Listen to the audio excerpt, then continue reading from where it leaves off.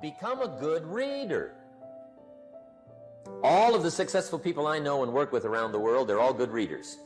Curiosity drives them to read. They got to know. Become a good reader. Now, that's my opinion. Listen to the other lecturers and listen to me and make up your own mind. Don't be a follower. Be a student. Okay? I say, really, for life change, you got to read. One way to learn is from your own experiences, but another way to learn is from other people's experiences. See, one book might save you 5 years if you read it. Did you know there's books on how to be stronger, more decisive, be a speaker, be a leader, have a better effect on other people, develop your personality? Did you know there's books on that? And people don't read them? How would you explain that? And they can read. Did you know that hundreds of successful people have written their stories in books and they wrote down how they did it, and people don't read it? How would you explain that? The guy's busy, I guess.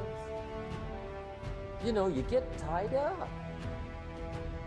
The guy says, well, yeah, you work where I work. By the time you struggle home, it's late. You got to eat a bite of supper, watch a little TV, get to bed. You can't sit up half the night reading.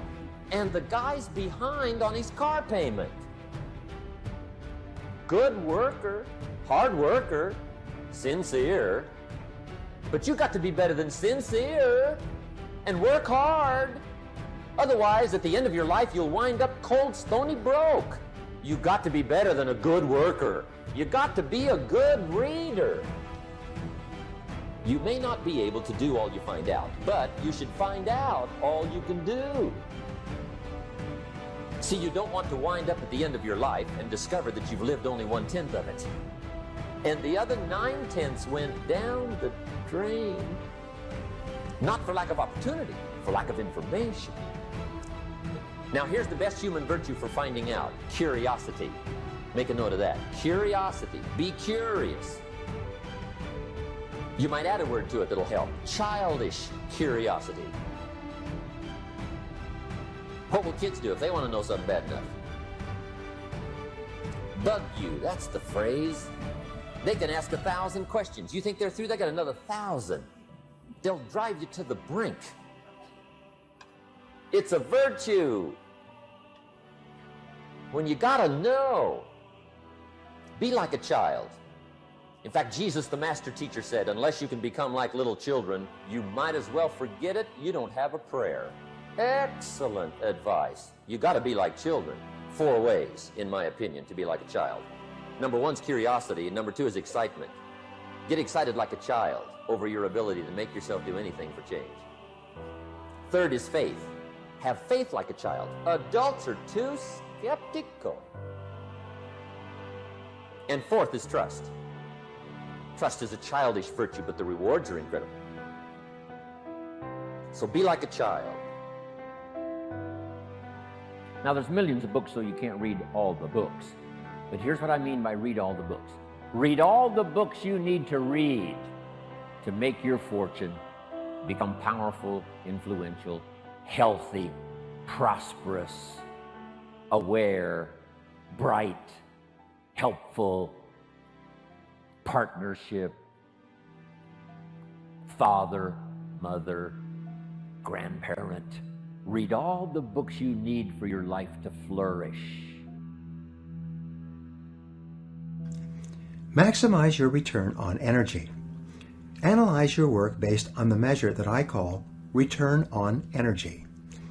Leaders in every field deliberately apply their talents and energies where they can achieve their greatest return on the amount of energy, mental, emotional, and physical, that they invest in any endeavor. They refuse to take on jobs or work in areas where they cannot perform at exceptional levels. They treat themselves as valuable resources, and they spend their energies very carefully. One of the questions that you might continually ask yourself is this: is this the best possible use of my time and energy?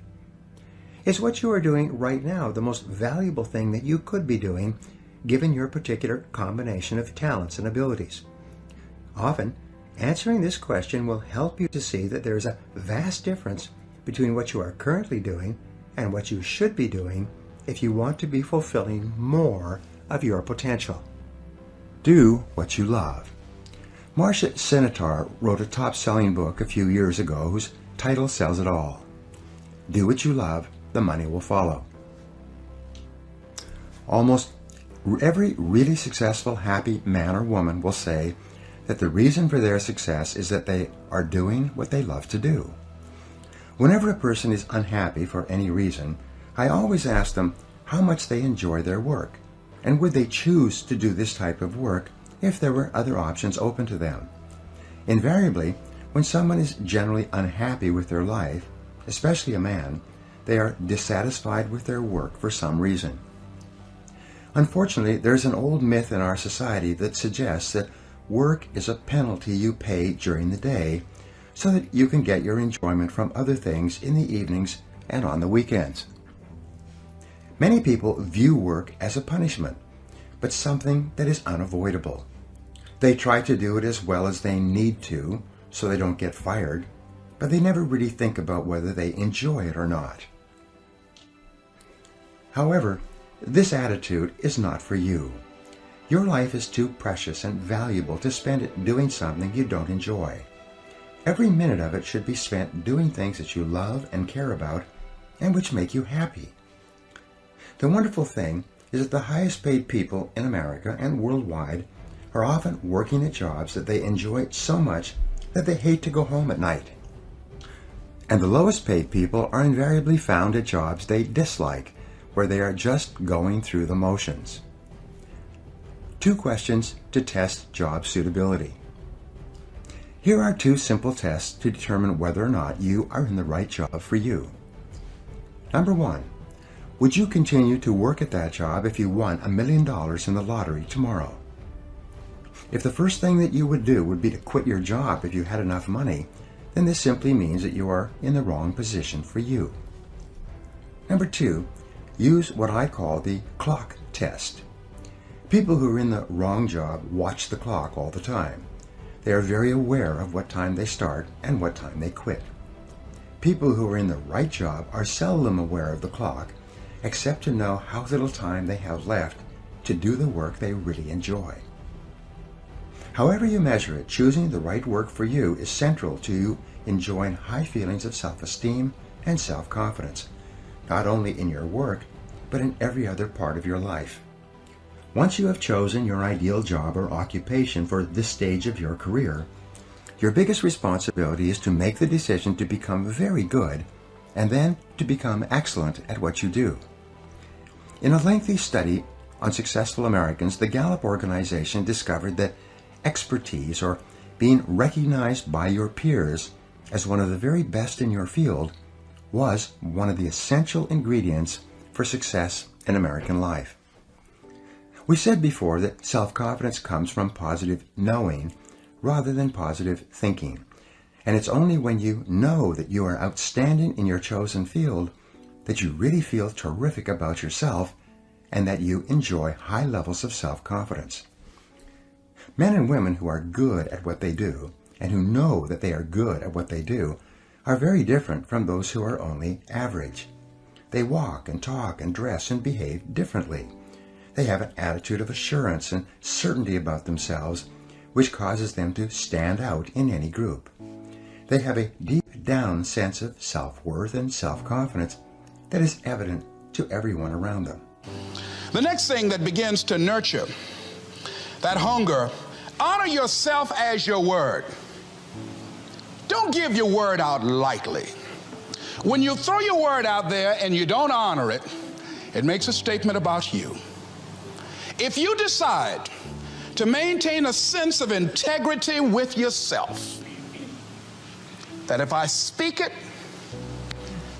I'm going to live it. It's who I am. And I'm going to be very cautious in how I give my word to others, and most of all with the commitments that I make to myself, because I want my life to reflect my words and honoring who I am and what I express. Another challenging area in terms of nurturing and developing that hunger in yourself is learning the art of becoming single-minded. Learning how to concentrate. Learning how to focus in. And you'll be surprised at the things that you're able to do. When you learn how to block things out, when you learn how to keep thine eyes single, you'll be surprised at the ideas that will come to you, of the people that you'll be able to attract, of the opportunities that you'll be able to see. You'll begin to see things that have been standing there looking you in the face, say, I can't believe this has been here all this time. Here's a habit that I do. Maybe it might be of some value to you. I get up in the morning and I start writing what great ideas that I can think of today that can improve me and that will enable me to reach my goal. And I just let my mind flow. Sometimes I write 15, 20 ideas. Some days it's more difficult than others. One idea can change your life. One idea can turn your life around. Deciding that you're going to focus to develop your skills. The guy was the new owner of a baseball team that was in the basement of the league when he took it over. He went to the pitcher and he said, what is your best throw? And he said, well, I got a good curveball and I've got a good fastball. And he went on talking about his different throws. He said, but tell me this, what is your best throw? He thought for a moment. He said, I've got a good fastball. He said, that's all I want you to work on. Nothing else. Just develop your fastball. The next year, they went to the World Series. Most people don't know where their fastball is. Most people go through life never discovering what their talents are. Most people never develop their talents. They have skills and abilities, but if you don't nurture them, if you don't develop them, they will never serve you. Your gifts can take you many places if you develop your gifts. Most of us don't like to do those things that come easy to us. I've always loved to talk to people. I decided, taking this advice, to develop my skills as a speaker. And my gift has developed and it's taken me many places. You have something that you brought to the universe, and that if you decide that my life deserves my developing, this is what I do well, and becoming the best at it and mastering myself and seeing what I have within me. If you decide to drop your buckets where you are and develop your gifts, I grant you, you'll never ever be without. I grant you that your gifts will take you places that will literally amaze you. I grant you that if you begin to work to develop your gifts, you'll develop a strong sense of happiness. You'll get a larger vision of yourself, because part of beginning to get a larger vision of yourself, all of us need some area of our lives where we can have a feeling of competence. That people know when they think about this area, that's something you do. That you eat and sleep that, and that you do that, and people know it, and you know it, and you know that you know this. If you don't know anything else, you know this. Can you tell I know what I'm doing? Oh, hello. You know this. So you've got to work on it. When other folk are having a good time, you've got to have the strength of character to concentrate, to read, to digest information. If you decide in any particular area that you're concerned about to make a conscious, deliberate, determined effort to read one book a month in that area, in 5 years, you'll be among the top 5% experts in the world. And become the best it can possibly be during the course of your lifetime. Read all of those books. Don't be short on that list. One of the greatest experiences any of us can have is the experience of influence. To persuade somebody that we've got a good idea, to persuade somebody to buy a product or consider a service, to be able to influence somebody to a way of life, a product, an idea, a company, a corporation, an enterprise. Influence is one of the greatest of life's experiences. The chance to influence somebody else, their thinking, their future, maybe their lives, is a great experience. And all the way from being a manager to an executive to being a parent, we all have, in some respects, the chance and the opportunity to influence somebody else. Now, the key is to develop the skills to do it. There's one thing in doing it casually, another thing in doing it hazardly, and the other is to do it on purpose by learning the skills. Gathering the skills to help influence people to a way of thinking, to a product, to an idea, to an enterprise, or just to a better life. I think, first of all, to get more, we need to just be thankful for what we already have. But let's be thankful for where we are, because that's how good ideas start to flow. Thanksgiving for what you've already got. Here's what blocks the flow of all good information: cynicism. It's not that difficult to be a practiced cynic. Feeling cynical about circumstances, cynical about place, cynical about opportunities, cynical about people. But if we turn that around, turn cynicism into thanksgiving, now the ideas can flow, information can flow, refinement of ideas can flow. So that's number one, be thankful. Here's number two, be eager to learn. No matter what you know, there's always some more. There's nothing like a good, powerful discussion to refine an idea. What we want is ideas that pass the test of the tough questions. And it's good to be around people who can ask the tough questions. Debate has a unique way of refining ideas that can become of value. But here's what I ask you to do. Argue with all this stuff later. Go back over your notes and relive the experience and think about what we've shared with you here. The key is to stimulate the mind, to think thoughts and to think ideas, to open up channels of information. Refinement of intellect is where the future fortune lies. But be eager to learn. And the last comment is, be a good listener, which isn't easy these days. Everybody wants our attention. Radio voices and television voices and advertising voices and political voices and social voices and religious voices and community voices and family voices. And how do you sort through all the voices and give extra time to a voice of substance? It isn't easy. But if you'll practice the art of good listening, no telling what you can find in the way of ideas that can help change your life. The next key word is inspiration. Inspiration is a mystery, why some people are inspired and some are not. Who knows what that mystery is? Emotional vitality. Some people have this incredible zest for life and an appetite for living well and doing well, and others seem to take the ho-hum attitude, let it slide, and hopefully it'll work out anyway. I don't know what the difference of that is. But it is exciting to watch people who are inspired. But I think the key to it all is self-motivation. Personal inspiration, drawing emotional vitality from life and the challenge, going for it. We all admire that.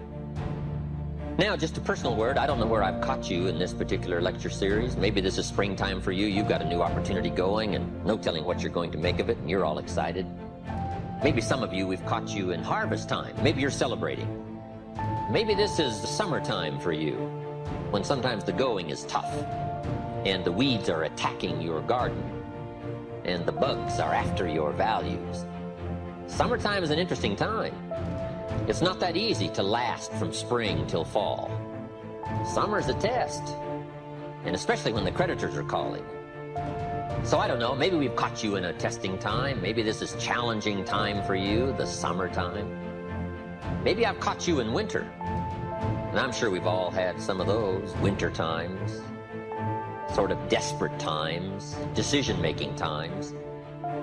Maybe I've caught you in this series at the fork of the road, and some of the decisions you make in the immediate future are going to have everything to do with your next 5 years, 10 years.